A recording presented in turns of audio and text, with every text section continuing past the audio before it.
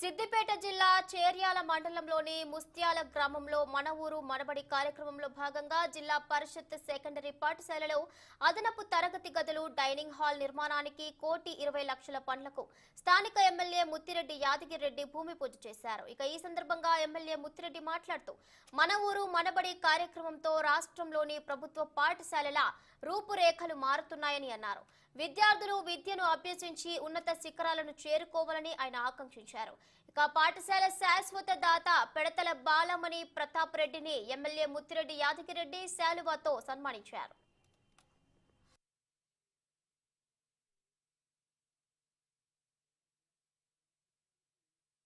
పడతల కార్యక్రమానికి దాతగా పడతల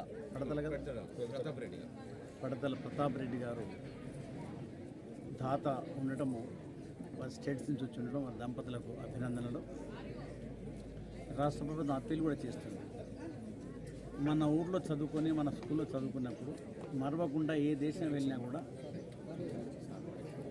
కొంత మన శ్రమ రాబోయే తరాలకు అందించే మాదిరి మన ఊరిని తలుచుకుంటూ మన సంపదను అందిస్తే రాబోయే తరాలకు స్కూల్ బాగుపడి వృద్ధిలోకి వచ్చి కొత్త సబ్జెక్టులకు రీచ్ అయ్యడానికి అవకాశం ఉంటుంది. కాబట్టి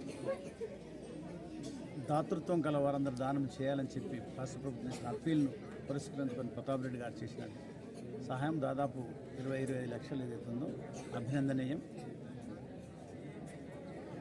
ఈ స్కూల్లో